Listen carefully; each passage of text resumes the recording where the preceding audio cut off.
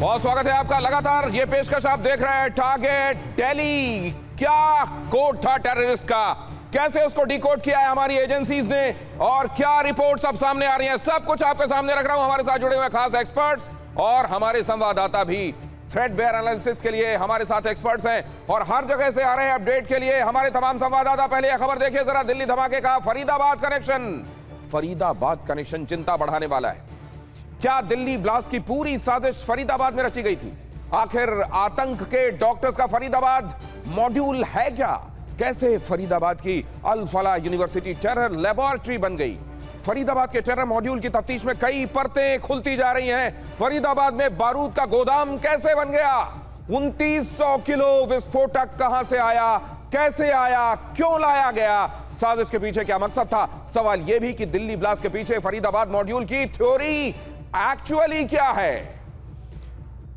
फरीदाबाद की अल फलाह यूनिवर्सिटी, आइए बहुत जल्दी से आपको समझाता हूं। फरीदाबाद की अल फलाह यूनिवर्सिटी में बने ये विस्फोटक, कहा जा रहा है कि वहीं पर इसको टेस्ट किया गया। अमोनियम नाइट्रेट और लिक्विड फ्यूल, इसको मिलाकर विस्फोट कैसे किया जा सकता है, इसको शायद वहीं टेस्ट किया गया, सोर्सेज बता रहे हैं। अल फलाह यूनिवर्सिटी में पुलिस का सर्च ऑपरेशन चल रहा है। पता किया जा रहा है कि डॉक्टर्स यहां काम कर रहे थे, इनके तार और किससे किससे जुड़े हुए थे, क्या इनको एड और अबेट करने वाले लोग यहां पर मौजूद थे? यूनिवर्सिटी के 6 से 8 लोग पुलिस के हिरासत में हैं। यूनिवर्सिटी स्टाफ, छात्र और डॉक्टर से पूछताछ लगातार चल रही है। इसी से जुड़ी एक और अहम खबर देखिए, ये जरा देखिए। जब हम कह रहे हैं कोड डिकोड और रिपोर्ट, तो जरा देखिए क्या है ये। आतंक का फरीदाबाद मॉड्यूल, क्या है ये? आतंक की प्रयोगशाला, ये जो आप सुन रहे हैं अल फलाह यूनिवर्सिटी। अब सारी चीजें एक तरीके से अल फलाह से जुड़ती हुई दिखाई दे रही हैं। 2900 किलोग्राम विस्फोटक मिलने से हड़कंप मच गया। 2900 किलोग्राम विस्फोटक इनमें से एक आरोपी के घर में मिला और कहा यह जा रहा है कि ये सब क्योंकि यहां पर काम कर रहे थे, एक तरीके से इनको साथ में मिलने का, चीजें डेलिब्रेट करने का, डिस्कस करने का जो जगह मिल रही थी वो यही अल फलाह यूनिवर्सिटी थी। फरीदाबाद केस में डॉक्टर उमर की तलाश चल रही थी और यहीं सीसीटीवी में I-20 कार में डॉक्टर उमर नजर आया, जहां से फिर वो आगे बढ़कर एशियन हॉस्पिटल के पास एक जगह पर स्पॉट किया गया और फिर बदरपुर बॉर्डर के जरिए दिल्ली में एंटर करता हुआ दिखाई दिया। आतंक का इसीलिए ये जो फरीदाबाद मॉड्यूल है ये बहुत इंपॉर्टेंट है। विस्फोटक बरामदगी के बाद ये दिल्ली ब्लास्ट, पहले करीब 400 किलोग्राम विस्फोटक, उसके बाद 2900 किलोग्राम विस्फोटक और उसके बाद यह ब्लास्ट होना। कल शाम फरीदाबाद में साजिश के 20 टाइमर्स भी मिले हैं। इसीलिए फरीदाबाद का जो मॉड्यूल है बहुत इंपॉर्टेंट है और फरीदाबाद की यूनिवर्सिटी अल फलाह यूनिवर्सिटी बहुत इंपॉर्टेंट है। 20 टाइमर्स का मतलब 20 धमाकों का प्लान। और यह प्लान कहां के लिए था, कितना बड़ा था? विस्फोट वाली ये कार फरीदाबाद में थी, जहां पर ये विस्फोटक मिले। ये कार फरीदाबाद की, आतंक का ये फरीदाबाद मॉड्यूल 20 सितंबर को I-20 कार का चालान भी हुआ था और I-20 कार को नदीम ने फरीदाबाद में बेचा था। एक और बड़ी खबर आपके सामने रख रहा हूं, इसी से जुड़ा हुआ नेक्स्ट अपडेट आपके सामने रख रहा हूं। यहां पर जरा देखिए क्या क्या हुआ है। टेरर नेटवर्क डिकोड, आतंक के 6 किरदार जो हैं और इनमें से कई अल फलाह यूनिवर्सिटी से जुड़ते हुए दिखाई देते हैं। यहां पर आपको दिखाई दे रहा है सहारनपुर से डॉक्टर आदिल अहमद की गिरफ्तारी हुई, जो सबसे पहले तब स्पॉट किया गया जब उसने श्रीनगर के अंदर जैश से जुड़े हुए पोस्टर चिपकाए थे। आदिल की गिरफ्तारी सहारनपुर से हुई, वहीं से निशानदेही मिलना शुरू हुई। फिर उसके बाद फरीदाबाद में डॉक्टर मुजम्मिल शकील को अरेस्ट किया गया। मुजम्मिल और यहां पर जो आपको दिखाई दे रही है डॉक्टर शाहीन शाहिद, जिसको ये कहा जा रहा है कि जो जैश का फीमेल विंग है, उसकी यहां भारत में यह हेड है और इसको भी गिरफ्तार किया गया। दिल्ली में I-20 कार में डॉक्टर उमर मौजूद था, जिसने कल शाम खुद को उड़ा लिया। बहुत सारे लोग इसमें हताहत हुए और अहमदाबाद में मोयुद्दीन सैयद गिरफ्तार किया गया, जो बहुत खतरनाक, बहुत पोटेंट पॉइजन बना रहा था। और यहां देखिए सहारनपुर से डॉक्टर परवेज अंसारी के बारे में भी कहा जा रहा है कि वो मुजम्मिल के साथ लगातार संपर्क में था। इनमें से कई सारे चेहरे जहां जाकर इनकी कहानी मिलती है वो है फरीदाबाद, और उसमें भी जहां पर मिलती है वो है अल फलाह यूनिवर्सिटी। हमारे संवाददाता पुनीत और विवेक लगातार फरीदाबाद में अलग अलग चल रही घटनाओं पर, अपडेट्स पर निगाह रख रहे हैं। पहले पुनीत के पास आता हूं। पुनीत, आपके पास इस समय बताने के लिए क्या है? देखिए, थोड़ी देर पहले फिर जो पुलिस की टीम है वो अंदर गई है। यहाँ से 6 से 8 लोगों को पुलिस ने फिलहाल डिटेन किया है। जो डॉक्टर उमर का कमरा था, इसके अलावा जो फर्स्ट फ्लोर पे तमाम कमरे थे उन सभी को चेक किया गया है। लैब की खास तौर से बारीकी से चेकिंग की गई है। इसके अलावा जो नीचे के कमरे थे उनको भी चेक किया गया है। सबसे बड़ी बात यह है कि फरीदाबाद या पूरे केंद्र में धुरी में आ चुका है, क्योंकि यहीं से सबसे पहले 2900 किलो जो विस्फोटक था वो बरामद हुआ। इसके बाद मुजम्मिल की गिरफ्तारी हुई थी, डॉक्टर शाहीना की गिरफ्तारी हुई। जो चौथा फरार डॉक्टर था उसकी तलाश कर रहे थे, लेकिन कल रात को अचानक ब्लास्ट होता है दिल्ली में और उसके बाद पता लगता है कि जो चौथा डॉक्टर कोई और नहीं बल्कि इस ब्लास्ट में I-20 में मारा गया वो शख्स हो सकता है। और ये कहीं और नहीं बल्कि ये इसी अल फलाह यूनिवर्सिटी में डॉक्टर थे, यहीं पर ये लोग पढ़ाते थे। और यही बड़ा सवाल ये कि ये लोग अगर इतने दिनों से वहां पर ये गतिविधियों को अंजाम दे रहे थे तो कभी इनकी बातों से, कभी इनके तौर तरीकों से किसी को भी यूनिवर्सिटी में शक नहीं हुआ क्या ये किस तरह की गतिविधियों में लगे हुए थे? अगली खबर दिखाने के बाद आपके पास आ रहा हूं। जरा देखिए, दिल्ली धमाके पर बहुत बड़ा अपडेट आपके सामने रख रहा हूं। 3 साल से संपर्क में थे मुजम्मिल और शाहीन। इन दोनों को आपस में दोस्त, अब ये दोस्त थे या कहानी उसके आगे की है, लव अफेयर तक की है, ये बात स्थापित होनी बाकी है। लेकिन ये पता है कि डॉक्टर मुजम्मिल और डॉक्टर शाहीन आपस में बहुत कुर्बत वाले थे, बहुत करीबी रिश्ता था इनका। यहां तक कि डॉक्टर शाहीन की गाड़ी को मुजम्मिल इस्तेमाल किया करता था। मुजम्मिल और शाहीन एक साथ कर रहे थे काम। अल फलाह यूनिवर्सिटी के दिल्ली ऑफिस पहुंचा TV9। अल फलाह यूनिवर्सिटी का दफ्तर खाली है, कोई भी कर्मचारी कैमरे पर बात नहीं कर रहा है। और इसी नोट पर हम अपने संवाददाता विवेक के पास चलते हैं। विवेक, आपने जब यहां पर देखा, क्या पूरी यूनिवर्सिटी आपको कुछ शेडी दिखाई दे रही है या असल में यूनिवर्सिटी को इन कुछ लोगों की वजह से पूरी यूनिवर्सिटी को ऐसा मान लेना ये जल्दबाजी होगी?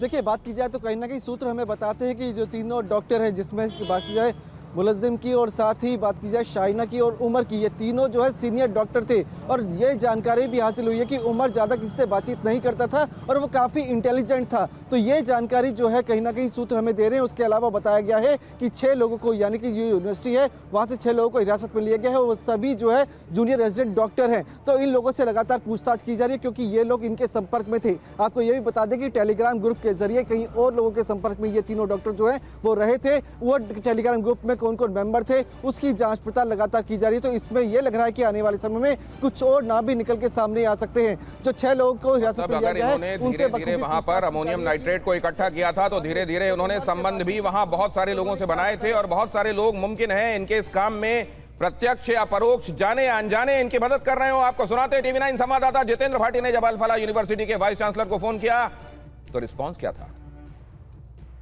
सोमवार को फरीदाबाद में एक डॉक्टर के घर से बड़ी मात्रा में एक्सप्लोजिव मिला और उसके बाद में लाल किले के सामने जो ब्लास्ट हुआ उसमें भी बताया जा रहा है कि जो संदिग्ध है वो डॉक्टर उमर है, जो कि फरार चल रहा था।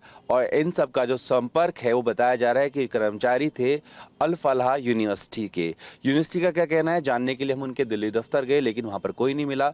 अब हम जो है कोशिश करेंगे डॉक्टर भूपेंद्र कौर जो हैं, जो VC हैं अल फलाह यूनिवर्सिटी की, उनसे बात करने के लिए, और यहाँ पर जो है कॉल उनको मिलाते हैं।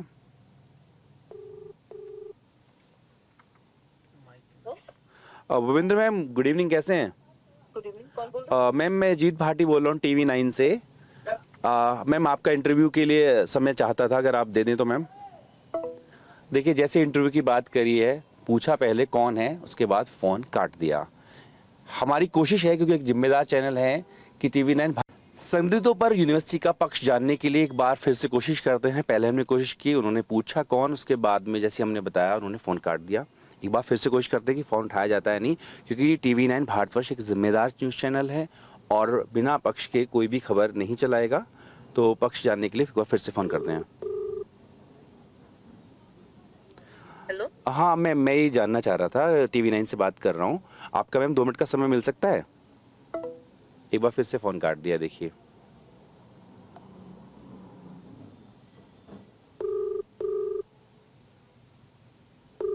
The number you have dialed is currently busy. Please try later. आपके द्वारा कोई बात क्यों नहीं कर रहा है? अगर ये जिम्मेदार यूनिवर्सिटी है और वहां के लोग इन लोगों के साथ किसी भी तरीके से मुलविस नहीं है, तो इनको सामने आकर बात करने में क्या दिक्कत है? कोई पक्ष क्यों नहीं रखा जा रहा है? खुद को अंधेरे में क्यों रखा जा रहा है? फोन क्यों काटा जा रहा है?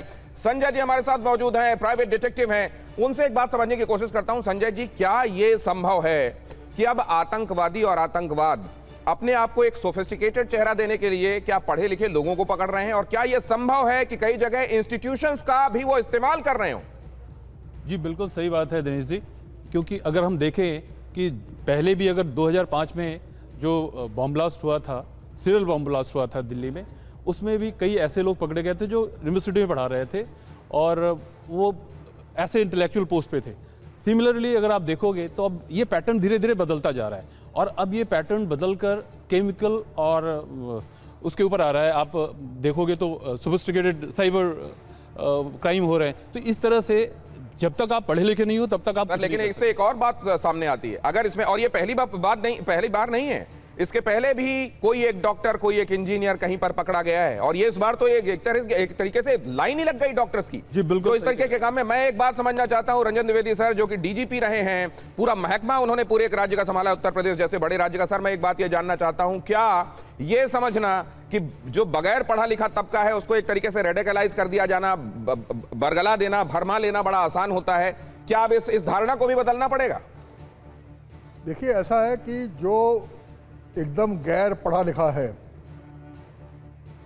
उसको वो आप समझ सकते हैं कि उसका आर्थिक स्तर क्या होगा और उसको अपनी रोजी रोटी चलाने में ही पूरा दिमाग और दिल लगा रहता है। तो फिर ये लोग क्यों भटक गए? ये तो काम कर रहे थे। नहीं, मैं उसी पे आ रहा हूं, मैं उसी पे आ रहा हूं। जो बुद्धिजीवी समझता है अपने आप को, थिंकिंग होता है, आइडियोलॉजी पे जाता है, उसमें यूनिवर्सिटी के प्रोफेसर्स हैं, खासकर सोशियोलॉजी के, और यूनिवर्सिटी के माहौल में आपको कोई चीज़ जो है रेडिकल फैलानी है तो वो बड़ा आसान होता है, क्योंकि वो समझते हैं कि साहब हम जो हैं, हम तो इंटेलेक्चुअल हैं और इंटेलेक्चुअली चीज़ को देखेंगे, तो एक वो थोड़ा सा प्रोन हो जाते हैं कि किसी सेंसेशनल चीज़ के प्रति आकर्षित हों। सर लेकिन ये और भी खतरनाक ट्रेंड है, अगर पढ़े लिखे लोगों को भी बरगलाया जा रहा है और वो आसानी से रेडिकलाइज हो रहे हैं और इस कदर रेडिकलाइज हो रहे हैं, उनको अपने परिवार को लेकर कोई चिंता नहीं है, उनको इस बात अपने रिप्यूट को लेकर कोई चिंता नहीं है, वो क्या काम कर रहे हैं, उसके एथिक्स क्या कहते हैं, इसको लेकर कोई चिंता नहीं है, तो ये बहुत खतरनाक ट्रेंड है।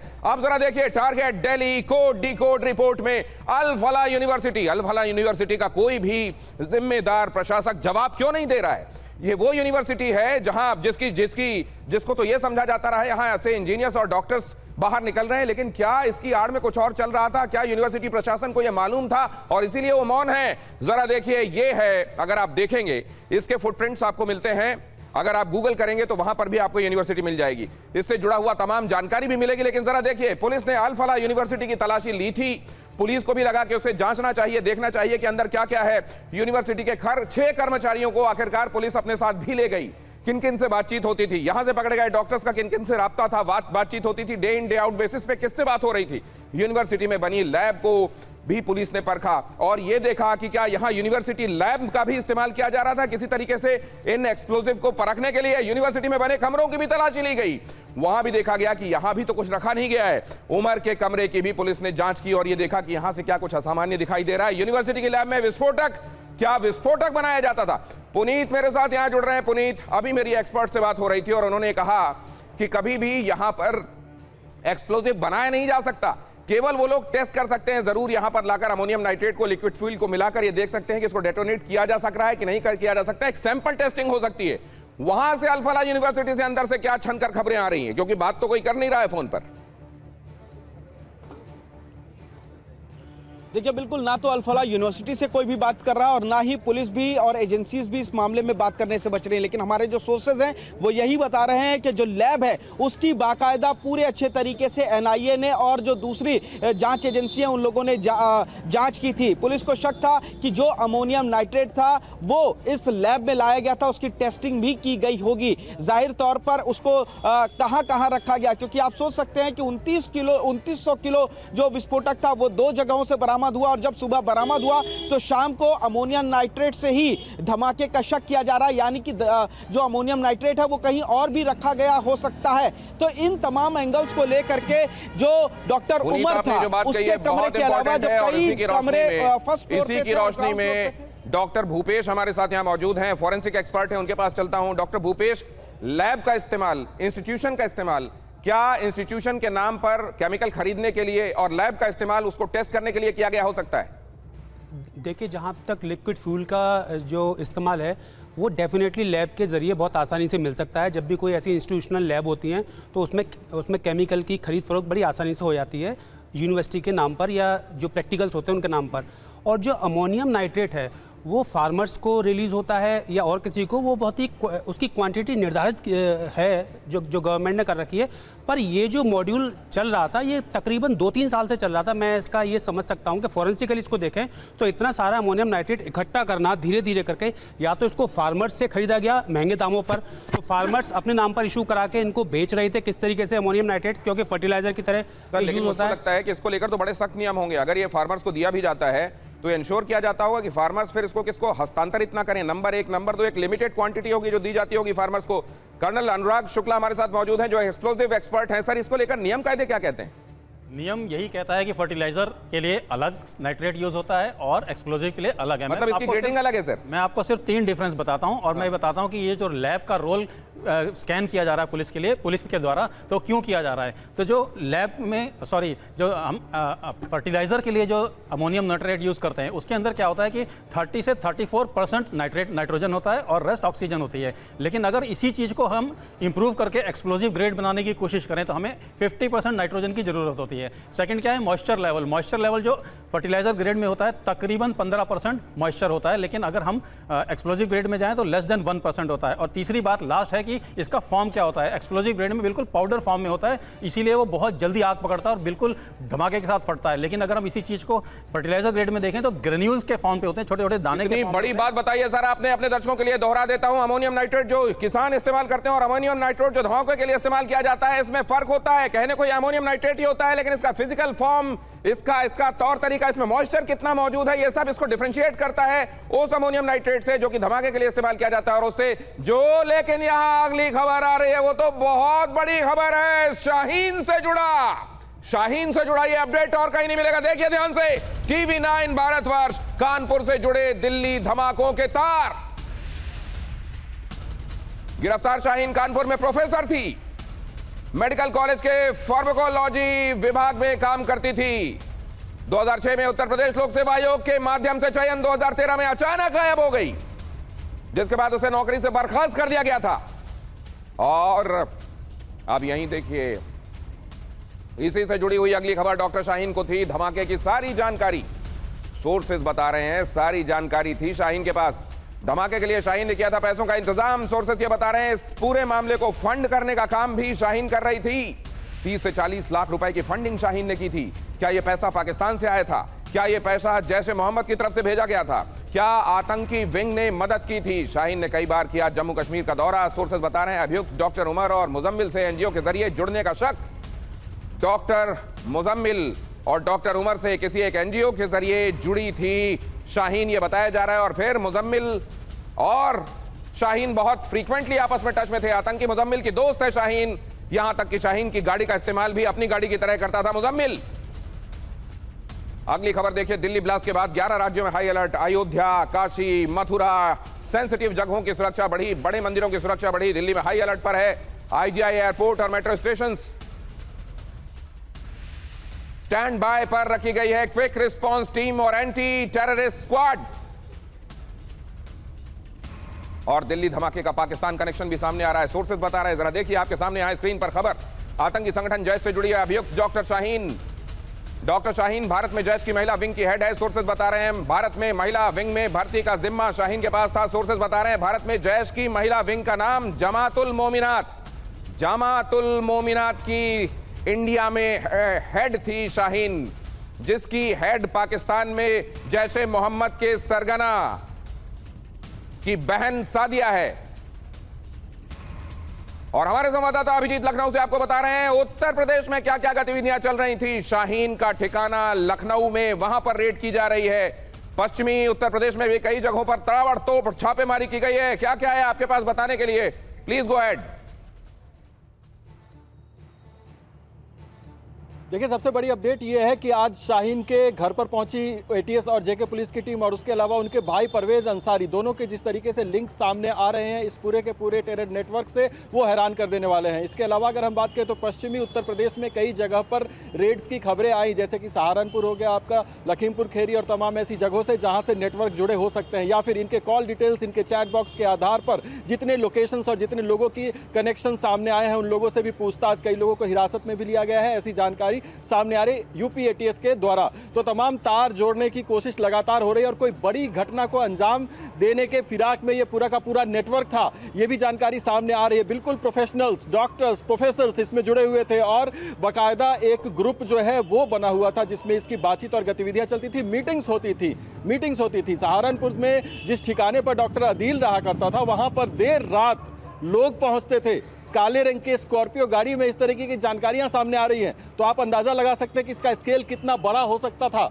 इसकी जानकारी सामने आ रही है। फिलहाल पूछताछ हर जगह पर चल रही है और दबिश भी डाल रही है पुलिस, क्योंकि परवेज अंसारी अभी भी गिरफ्त से बाहर है। शाहीन तो अभिजीत आप निगाह रखिए, आपके पास आगे भी आने वाला हूं मैं, लेकिन फिलहाल जरा यहाँ जो हमारे साथ एक्सपर्ट्स मौजूद हैं उनके पास आता हूं। सर, लगातार खास तौर से 2014 के बाद भारत ने अपने सिक्योरिटी अपरेटस को बहुत ऑगमेंट कर दिया है। जनरल दत्ता, मैं आपसे समझना चाहता हूं उसके बावजूद शाहीन जैसे लोग किस तरीके से अपने काम को लंबे वक्त तक अंजाम देते चले जाते हैं?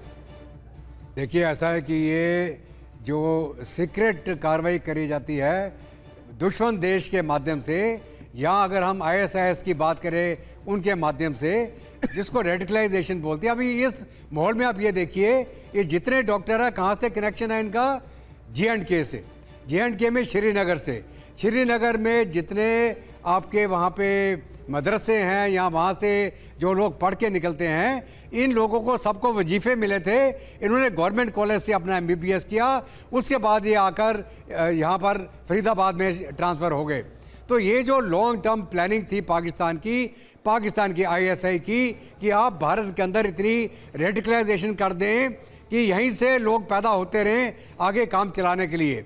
और अभी इन्होंने वाइट कॉलर को इसलिए चुना, पाकिस्तान ने वो संदूर के बाद देखा कि भारत एकदम पलटवार करेगा, और जितना नुकसान पाकिस्तान का हुआ उन्होंने प्लान किया कि इतना हाई एक्सप्लोजिव इतना इकट्ठा करा दो कि बिना कोई मिसाइल मारे ही भारत के अंदर ही धमाके हो जाएं। तो ये उनकी प्लानिंग है, ये वो आगे चल के इसके तार खुलेंगे। तो ये जो मॉड्यूल्स हैं ये आज के नहीं है, बहुत बरसों से इनको पर काम चल रहा है। बड़ी बात कह रहे हैं कि एक तरफ से देखा जाए तो इसको ऐसे देखा जा सकता है कि इतना सारा विस्फोटक ये लोग इकट्ठा करने में कामयाब हो गए, इतना बड़ा रैकेट, इतना बड़ा सिंडिकेट ये चला रहे थे, इतने दिनों बाद पता चला। लेकिन इसका दूसरा पहलू अगर देखें कि इतना बड़ा विस्फोटक कम से कम पकड़ा गया इससे पहले कि एक बड़ी घटना होती, इतना बड़ा सिंडिकेट आखिरकार बस किया गया इससे पहले कि और ज्यादा बढ़ाते चले जाते अपने आप को। दिल्ली धमाके से जुड़ी बड़ी खबर आपके सामने, टेलीग्राम से रची गई थी धमाकों की साजिश। आप जानते हैं बहुत सारे चैटिंग एप्लीकेशंस हैं जिनमें व्हाट्सएप है, जिनमें टेलीग्राम है, जिसमें सिग्नल है, ये इस्तेमाल कर रहे थे टेलीग्राम का। बातचीत के लिए टेलीग्राम पर ग्रुप बनाया गया था। अदील उमर टेलीग्राम के जरिए संपर्क में थे। रेडिकलाइज्ड डॉक्टर्स के नाम से यह ग्रुप था, उन्होंने नाम भी इसका रेडिकलाइज्ड डॉक्टर रखा था। They knew that they are radicalised, they are being radicalised and they named it deliberately radicalised doctors. ये क्या दिखा डॉक्टर भूपेश, ये बात क्या दिखाती है? देखिए, सबसे पहले ये जो टेलीग्राम का यूज़ है, ये एक साइबर ये फोरेंसिक का जो इस्तेमाल यहाँ पे हुआ है, या साइबर जो सिक्योरिटी का ब्रीच हुआ है उसको दिखाता है। और दूसरी चीज़ यहाँ पे एक और समझनी पड़ेगी, जैसा कि डॉक्टर शाहीन के बारे में पता चल रहा है कि डॉक्टर शाहीन एक फार्माकोलॉजी की जो प्रोफेसर थी। अब फार्माकोलॉजी में आपको बताना चाहूँगा, pharmacology is all about chemistry, जो फार्मास्यूटिकल केमिस्ट्री है, यानी केमिकल्स का पूरा केमिकल काइनेटिक्स पढ़ना, ये सब करना, ये फार्माकोलॉजी का ही पार्ट है। इसका मतलब डॉक्टर शाहीन ये जानती थी कि इससे बॉम्ब कैसे बनाया जाए, इस चीज़ को किस तरीके से इस्तेमाल किया जाए, क्योंकि फार्माकोलॉजी पूरा यही मतलब आप ये कह रहे हैं कि डॉक्टर शाहीन को केवल ये ना समझा जाए कि पाकिस्तान से उसके कनेक्शन थे, केवल ये ना समझा जाए कि वो एक NGO के जरिए इन लोगों से जुड़ी हुई थी, ये ना समझा जाए कि इनको फंडिंग कर रही थी, एक्चुअली वो जानती भी थी कि कैसे बनाया जाता है विस्फोटक। अब जरा देखिए, टेलीग्राम से संबंधित ये इंफॉर्मेशन आपको जरूर देखना चाहिए। और उसके फौरन बाद में लिए चलता हूं, जितेंद्र हमारे संवाददाता हमारे साथ जुड़ रहे हैं और विस्तार से थ्रेड बेयर एनालिसिस इसका करेंगे। टेलीग्राम पर रची गई थी ब्लास्ट की साजिश, दिल्ली ब्लास्ट का टेलीग्राम कनेक्शन टेलीग्राम से होती थी। आतंकियों की बातचीत आपस में इसी के जरिए जुड़े हुए थे। एन्क्रिप्टेड तौर से मैसेज लिखा जाता है, जाता है, केवल वो जो देख रहा होता है, लिख रहा होता है, केवल उनको पता होता है। साजिश के लिए बनाया गया था ये टेलीग्राम ग्रुप और टेलीग्राम के जरिए आपस में जुड़े हुए थे उमर, आदिल, मुजम्मिल। इसी ग्रुप के जरिए आपस में तमाम डेलिब्रेशंस करते थे और 15 दिनों से आदिल, उमर आतंकी नेटवर्क से जुड़े हुए थे और यहां पर टेलीग्राम का इस्तेमाल करके एक दूसरे से कम्युनिकेशन किया जा रहा था। टेलीग्राम पर लगातार एक्टिव थे। धमाके में शामिल ये तमाम डॉक्टर्स, ये जो टेलीग्राम कनेक्शन है और जिस तरीके से इन्होंने अपना ग्रुप का नाम ही रेडिकलाइज्ड डॉक्टर्स रखा था। सबसे बड़ी बात यह है कि कोई रियलाइज करे कि वो रेडिकलाइज्ड है और उसके बाद उसका नाम भी रखे तो वो रेडिकलाइज कैसे हो सकता है, ये एक बड़ा सवाल है। साथ में टेलीग्राम वाला मामला, टेलीग्राम सिग्नल, इसका उपयोग असल में वो लोग अक्सर करते हैं जो चाहते हैं कि उनकी तमाम चीजें गुप्त रहें। जितेंद्र इस बारे में और ज्यादा जानकारी दे रहे हैं। जितेंद्र, इससे जुड़ा और क्या पहलू आपके पास? जी बिल्कुल, देखिए इससे पहले जितने भी मॉड्यूल पकड़े गए हैं उनमें अक्सर देखा गया कि टेलीग्राम, सिग्नल ऐप, इस तरीके के ऐप्स का इस्तेमाल करते हुए हाईली एनक्रिप्टेड होती है और इसमें खास बात यह है कि उनकी चैट को ट्रैक करना बहुत मुश्किल होता है। तो ऐसे में जांच एजेंसी से बचने के लिए इस तरीके की ऐप्स का इस्तेमाल किया जाता है और इसमें भी देखा गया चाहे डॉक्टर आदिल हो, मुजम्मिल हो, इसके अलावा उमर मोहम्मद हो, साथ ही शाहीन हो, ये सभी इसी टेलीग्राम ऐप के जरिए आपस में बातचीत किया करते थे एनक्रिप्टेड चैट के जरिए। और खास बात यह है कि पिछले कुछ दिनों से लगातार इनका जो आपस में मैसेज था उसकी संख्या लगातार बढ़ रही थी। हालांकि इनके ऊपर पहले से नजर थी सुरक्षा एजेंसियों की, जम्मू कश्मीर पुलिस को इनके बारे में सुराग लग चुका था और इनको ट्रैक करने की कोशिश की जा रही थी। लेकिन टेलीग्राम ऐप के जरिए जो इन्होंने बातचीत की आपस में, जिसके संपर्क में थे अपने हैंडलर के, उसके बारे में जानकारी जुटाने की फिलहाल इनके मोबाइल से कोशिश की जा रही है। मोबाइल सभी के फोरेंसिक जांच के लिए भेज दिए गए हैं। जी, इनके सभी के मोबाइल फोरेंसिक जांच के लिए भेजे गए हैं। ये सिग्नल, ये टेलीग्राम, ये इनका असल में वही है। किसी चीज का इस्तेमाल आप किस तरीके से करते हैं, ये विज्ञान अभिशाप या वरदान, हम सब जो बचपन से जिसको पढ़ते आए, किसी भी चीज का अभिशाप या वरदान किसी भी तौर पे यूज किया जा सकता है और ये जाहिर है आतंकवादी हैं, ये जानते हैं रेडिकलाइज्ड हैं और इसीलिए जिस तरीके से इस्तेमाल किया जा रहा था। मैं जानना चाहता हूं आपसे खासतौर से संजय जी, क्योंकि आप प्राइवेट डिटेक्टिव हैं, ये कितना बड़ा चैलेंज है इस तरीके से जुड़े हुए लोग जो इनक्रिप्टेड तरीके से, हाईली एनक्रिप्टेड तरीके से आपस में संपर्क हैं, उनकी बातों को प्रीएम्प्ट कर पाना? ये बहुत ही मुश्किल काम होता है हमारे लॉ एंड इन्फोर्समेंट एजेंसियों के लिए भी, बिकॉज इसका जो सोर्स कोड है वो हमारे पास अभी अप्रूवल नहीं है, हमारे गवर्नमेंट को नहीं मिला है और बहुत सारी ऐसी एप्लीकेशन काम कर रही हैं इंडिया में जो कि जिसका सोर्स कोड उन्होंने गवर्नमेंट को नहीं दिया है और वो सारी चीज़ें इनक्रिप्टेड हैं। अब वो नाम पे, प्रविष्टि के नाम पे इस पे क्रिमिनल एक्टिविटी चल रही है, इसमें ऐसी चीज़ें चल रही हैं जिसको आप ट्रेस नहीं कर सकते। ये हमारे एजेंसियों के लिए बहुत बड़ा चैलेंज है। इवन हमें गवर्नमेंट को स्ट्रिक्ट होना चाहिए इन सब ऐप्स के ऊपर। सर, एक और बड़ी खबर आ रही है, वो आपको बता दूं, दिल्ली ब्लास्ट से जुड़ा एक और अपडेट, फ्लैश कीजिए क्विकली। धमाके वाली जगह से 42 सबूत जुटाए गए, 42 एविडेंसेस। कल से लैब में होगी सबूतों की जांच, कार के टायर, सिलेंडर, बोनट की जांच होगी, विस्फोटक के बारे में पता लगाने की कोशिश होगी। कल वहां लेजर के जरिए भी ये पता लगाने की कोशिश की जा रही थी, स्पेक्ट्रोग्राफी के जरिए, कि किस तरीके का विस्फोटक इस्तेमाल किया गया, किस तरह का डेटोनेटर इस्तेमाल किया गया और कई चीजें और भी। अभी तक जो जो पता चला है उसके आधार पर रंजन सर, आपसे मैं जानना चाहता हूं, जो एविडेंसेस आप देख रहे हैं कल से ये पूरा मामला, क्या क्या ऐसा है जो इस मामले में बहुत सब्सटेंटिव है? नहीं, सबसे बड़ी बात तो यह है कि ये अब काफ़ी एविडेंस मिल गई है कि एक पूरा सुनियोजित गैंग इसमें काम कर रहा था जो कि रेडिकलाइज था, कॉम्प्रोमाइज था और एक बहुत बड़ा रिकवरी हुई हरियाणा में। उसके बाद उससे बहुत छोटा एक पार्ट यहाँ पर मिला है, दोनों के लिंक हैं। तो ये जाहिर तौर पर ये घटना ज़रूर हुई है, लेकिन सिक्योरिटी एजेंसीज के लिए एक बड़ी अपॉर्चुनिटी है कि इसके माध्यम से सारे लिंक्स खोल के और अपने फ्यूचर को और सिक्योर कर सकें हम। एक और महत्वपूर्ण खबर आ रही है सर, शाहीन से रिलेटेड ही। आप तो डीजी रहे हैं उत्तर प्रदेश के, देखिए खबर, लखनऊ में डॉक्टर शाहीन के घर में रेड हो रही है। यूपी एटीएस ने शाहीन के घर में रेड की है। आतंकी मुजम्मिल की दोस्त है शाहीन, फला यूनिवर्सिटी में काम करती है शाहीन इनको फंडिंग भी करती थी। कहा जा रहा है 30 से 40 रुपए इस पूरे काम के लिए फंड के तौर पर उसने जुटाए थे। आपको यह भी हम बता चुके हैं कि किस तरीके से जैश का जो विंग महिलाओं से जुड़ा हुआ हिंदुस्तान में काम कर रहा है, उसकी वो एक तरीके से मुखिया थी और वो सादिया के संपर्क में थी। सादिया इसी विंग की पाकिस्तान के अंदर हेड है। शाहीन से जुड़े क्या मामले सामने आ रहे हैं, अभिजीत हमारे को बता रहे हैं। अभिजीत, कुछ और ऐसा जो सुराग के तौर पर कोर्ट में चीजों को सब्सटेंशिएट करने के लिए रखा जा सके, वहां से मिला है?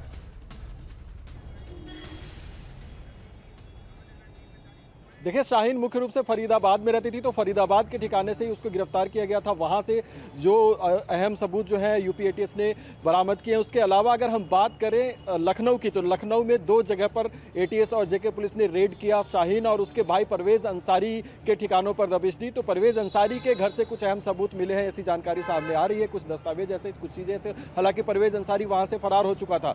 डिजिटल एविडेंस के रूप में शाहीन के जो भी मोबाइल फोन और न जाने कितने बार आतंकवादी घटनाओं के शिकार हो चुके हैं, लेकिन उसके बावजूद ऊपर वाले के करम से न सिर्फ बचे बल्कि टेररिज्म के खिलाफ एक पूरा फ्रंट चला रहे हैं। एमएस बिट्टा हमारे साथ जुड़ रहे हैं। एमएस बिट्टा, बहुत स्वागत है आपका। ये पूरी घटना आपकी राय? आवाज बंद। एमएस बिट्टा, आपको आवाज आ रही हो तो बहुत जल्दी से आप जो ऑब्जर्व कर रहे हैं कल से आज तक, आपका ऑब्जर्वेशन, महत्वपूर्ण ऑब्जर्वेशन क्या है दर्शकों को बताने के लिए?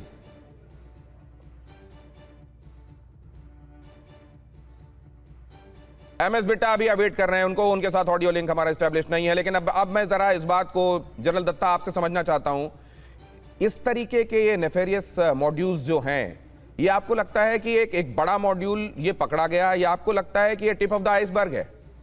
देखिए, ऐसा है कि मॉड्यूल एक ही नहीं हो सकता, क्योंकि पूरे भारत के अंदर ये अपने रूट्स और जाल फैलाने की इन्होंने कोशिश करी होगी, और जहाँ जहाँ पर इनके सिंपथाइजर हैं वहाँ पे आपको ज़रूर कोई ना कोई मॉड्यूल मिल जाएगा। अभी हमको ये देखना है कि ये जो अल फलाह यूनिवर्सिटी थी, ये सिर्फ मेडिकल ही नहीं है, इसके 2 इंजीनियरिंग कॉलेज भी हैं।